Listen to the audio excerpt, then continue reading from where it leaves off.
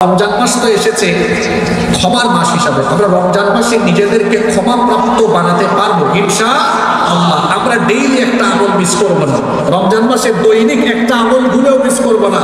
বলেন তো সেই আমলটার নাম কি? আরো আসতে বলেন, সেই আমলটার নাম কি?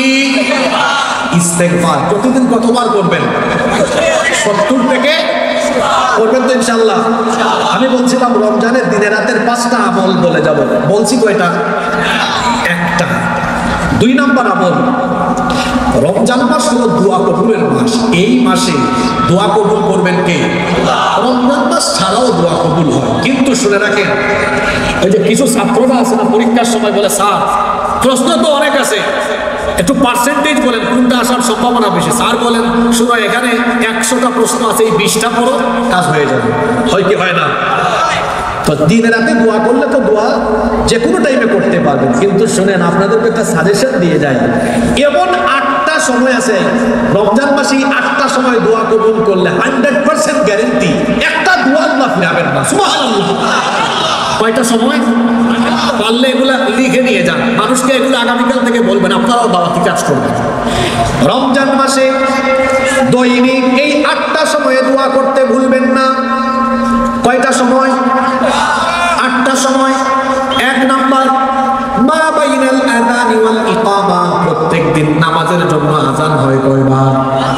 এই যে আযান দেওয়ার পর মসজিদের মুয়াজ্জিন সাহেব নামাজে জামাতের টাইমে ইকামত দেন, আযান আর ইকামতে এই যে মাঝখানে 15 মিনিট 20 মিনিট সময় থাকে, ওই টাইমে যুবকরা ফেসবুক চালায়, মুরব্বীরা পাশে থাকা মুরব্বীর সাথে গল্প করে, আর মা বোনরা দেখা যায় আযান হওয়ার পরে ইকামত পর্যন্ত তারাও তাদের থালা বাসন বসতেই থাকে।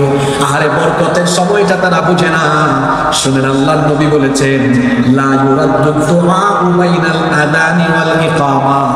আযান ইকামতের মাঝখানের এই যে কয়েক মিনিট সময় আছে, এই সময়ে বান্দা যে দোয়া করবে আল্লাহ এই দোয়া ফিরায়া দিবেন না। 1 নাম্বার সাজেশন পাইছেন না? কোন টাইমে দোয়া করবেন? আযান আর ইকামতে। কি আপনারা করবেন তো? করবেন কারা কারা করবেন না হাত তুলেন। হয় দেখেন একজন পাওয়া গেছে, আল্লাহর কুতুব কি মনোযোগ আছে। আচ্ছা ঠিক আছে, ওনারা না বুঝে হাত তুলছে। আমরা তো কেউ ভুল করলে হাসি, আল্লাহ হাসেন না, আল্লাহ ঠাট্টা করেন না, আল্লাহ মানুষের বাহিরের টানেন না ভিতরের টানেন। সুবহানাল্লাহ। উনি না বুঝে তুলছেন, অসুবিধা নেই, আল্লাহ মাফ করে দিবেন ইনশাআল্লাহ। তাহলে রমজান মাসে 8টা সময় দোয়া করতে ভুলে যাবেন না। 1 নাম্বার হলো কোন সময়? আযান ইকামতের মাঝখানের সময় দোয়া করলে এই দোয়া কবুল করবেন কে? মা বোনরা কি শুনতেছে নাকি?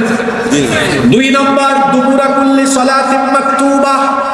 প্রত্যেক 5 ওয়াক্ত নামাজ যখন আদায় করবেন, নামাজের সময় আল্লাহর কাছে দোয়া করবেন।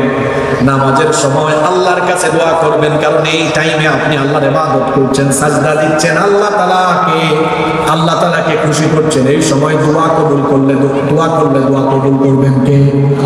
3 নাম্বার, নামাজে যখন সাজদায় যাবেন তখন দোয়া করবেন। আমার দেশে বেশিরভাগ মুসল্লি হলো সাজদায় গেলে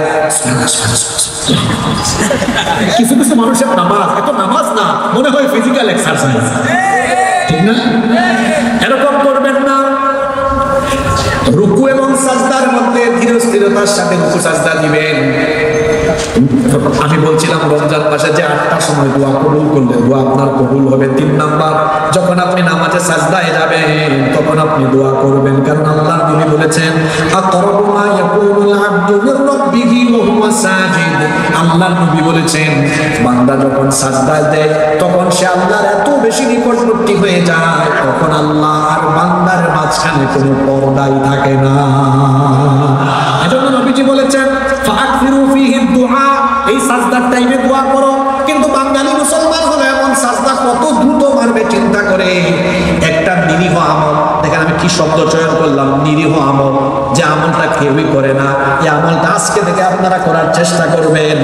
আল্লাহর নবী সাজদার মধ্যে একটা দোয়া নিয়মিত পড়তেন, যেটা আমরা অনেকেই জানি না, হয়তো কেউ জানেন। এই দোয়াটা মুখস্থ করবেন, এটা পড়বেন আল্লাহর নবী সাজদার মধ্যে, সুবহান রাব্বিয়াল আ'লা। এই তাসবিহগুলো তো আপনারা 3 বার জপেন, 12 বেশিও জপা যায়। এগুলো পড়ার পরে এই দোয়াটা করতে ভুলবেন না।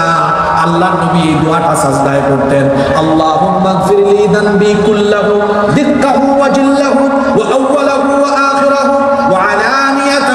সিররাহু।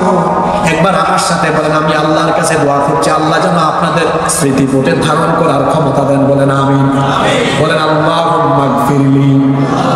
একটু ঠোঁটটাকে খুলে দিয়ে মনটা বড় করে বলেন আল্লাহুম্মা গফিরলি যামবি কুল্লাহু দিক্কাহু ওয়া জিল্লাহু ওয়া আউওয়ালাহু ওয়া আখিরাহু ওয়া আলানিয়াতাহু ওয়া সিররাহু। এত সুন্দর দোয়া